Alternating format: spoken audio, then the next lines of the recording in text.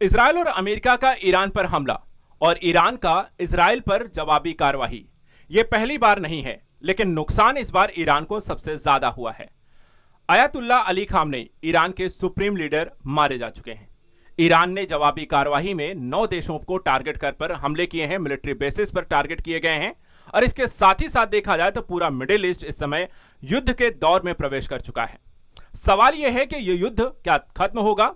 क्या इसमें इजरायल और अमेरिका को जीत मिलेगी या यह युद्ध लंबा चलने वाला है? देखा जाए तो ऐसा नहीं है यह पहली बार इन दोनों देशों के मध्य युद्ध हो रहा है। पिछले 35 सालों के इतिहास में ऐसा कई बार हुआ है जहां ये दोनों ही देश एक दूसरे के आमने सामने आए हैं, लेकिन युद्ध कभी बहुत लंबा नहीं चला है।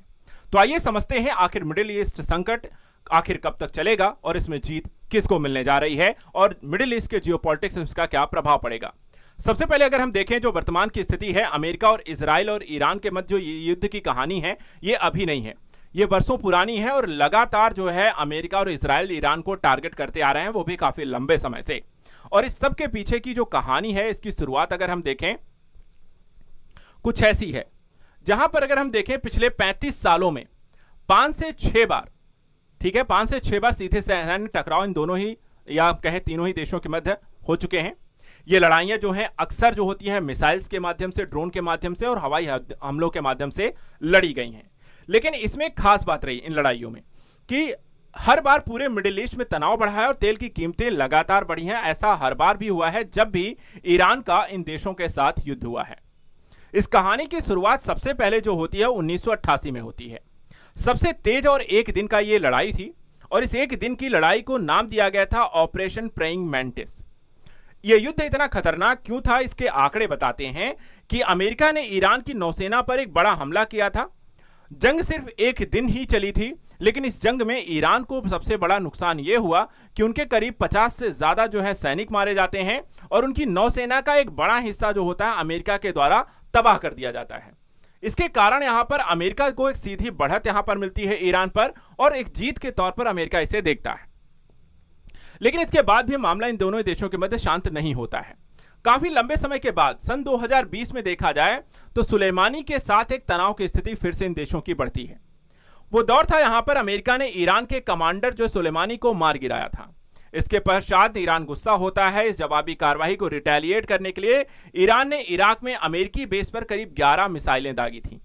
इसका नुकसान यह हुआ कि कोई सीधी मौत तो अमेरिकी सैनिकों की नहीं होती है, लेकिन यह कहा गया कि करीब 100 से ज्यादा अमेरिकी जो सैनिक होते हैं वो इसमें घायल हो जाते हैं। ये युद्ध की भी बात करें, झड़प की अगर बात करें तो इसका नतीजा कुछ ऐसा था कि तनाव बहुत ज्यादा होता है, लेकिन ये सीधे लड़ाई के दौर में नहीं पहुंचता है। सिर्फ इस तरह के हमलों के माध्यम से ये चीजें शांत हो जाती हैं। इसके बाद फिर 4 साल बाद 2024 में ड्रोन और मिसाइल हमलों की शुरुआत होती है और यह तब हुआ अप्रैल 2024 में। ईरान ने इजराइल पर 300 से ज्यादा ड्रोन और मिसाइलें दागी और ज्यादातर हमले इजराइल के द्वारा रोक लिए जाते हैं। इसके बाद अक्टूबर 2024 में फिर से 180 मिसाइलें दागी गई। इजराइल ने भी यहां पे जवाबी कार्रवाई की थी और एक समय ऐसा था जब इजराइल जो है हमास के साथ युद्ध लड़ रहा था। दोनों बार देखा है तो नुकसान सीमित रहा, लेकिन इजराइल सामरिक रूप से यहां पे मजबूत दिख रहा। उसके पास आयरन बीम, आयरन डोम और उसके पास जो मिसाइल और रक्षा प्रणाली थी उसने इजराइल को ईरान पर बढ़त यहां पर मिलते हुई दिखाई, पूरी तरीके से स्पष्ट कर दिया। इसके बाद इसी का फायदा उठाते हुए एक बार फिर से 2025 में 12 दिन की सबसे बड़ी जंग की शुरुआत होती है। और इस बार देखा जाए जो कारण यहां पर बनता है, जून 2025 में 13 से 24 जून तक संघर्ष चलता है। इजराइल अमेरिका ने मिलकर के ईरान के परमाणु और सैन्य ठिकानों को टारगेट किया था और 1000 से ज्यादा ईरानी लोगों की यहां पर कहा जाता है मौत हो गई थी।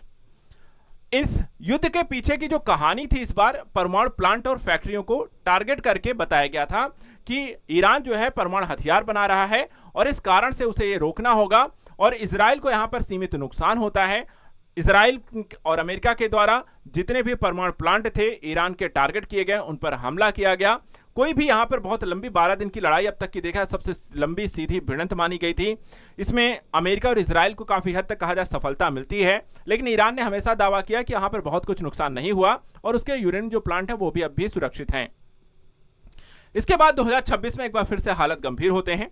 फरवरी 2026 में फिर से 28 फरवरी को देखा जाए तो जंग के हालात बने। इजराइल और अमेरिका ने ज्वाइंट स्ट्राइक की। सुप्रीम लीडर ईरान के जो है अली खामनेई वो मारे जाते हैं। लेकिन ईरान लगातार रिटेलिएट कर रहा है। 9 देशों पर अब तक हमले कर चुका है।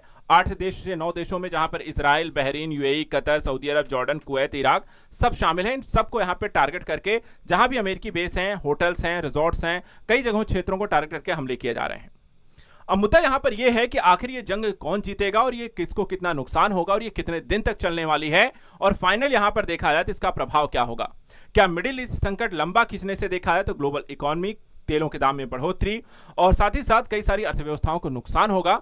इसके कारण देखा जाए तो इस युद्ध के ज्यादा लंबे खींचने से भारत भी इसमें सीधा प्रभावित हो सकता है। आपका इस युद्ध के बारे में क्या कहना है? क्या इजराइल और अमेरिका का अटैक करना सही था, या ईरान के द्वारा यहां पर परमाणु हथियारों को न छोड़ना एक गलत मूवमेंट था? इस संदर्भ में यहां पर आप क्या कहना चाहेंगे? आप कमेंट करके हमें बताइए। ऐसे यहां पर लेटेस्ट अपडेट के लिए, करंट अफेयर्स के लिए आप चैनल को सब्सक्राइब करके रखें। Thank you so much and good luck.